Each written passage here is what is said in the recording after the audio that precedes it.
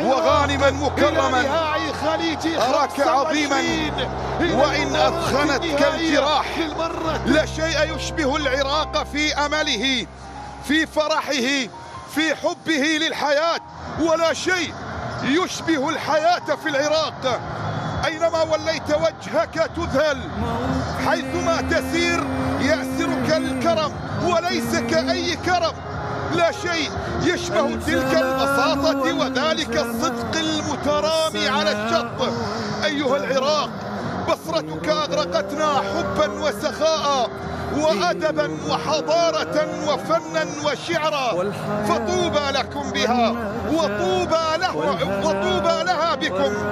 الآن أدركنا رمزية الدنيا بصرة، الآن أدركنا أيضا قيمة ما كتب السياب ذات مساء على الشط: الشمس أجمل في بلادي من سواها.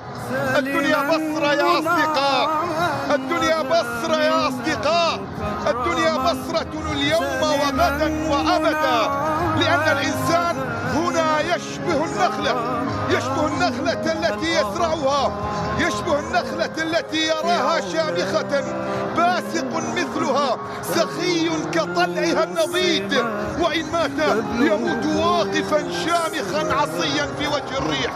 هكذا هو العراق كما عهدناه دائما وأبدا، وهكذا هي البصرة بطيبة أهلها وكرمهم وضيافتهم وترحابهم واستقبالهم للضيف في كل مكان ومن أي مكان.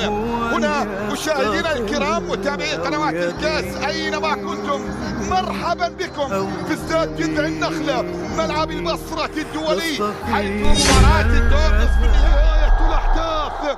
العراق إلى نهائي خليجي 25، إلى المباراة النهائية للمرة الثانية بعد خليجي 21.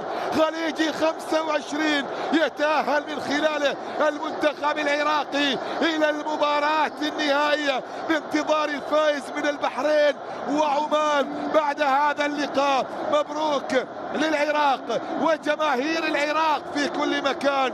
هارد لك للعنابي وجمهوره ومحبيه، وشكرا لما قدمته في هذه البطولة.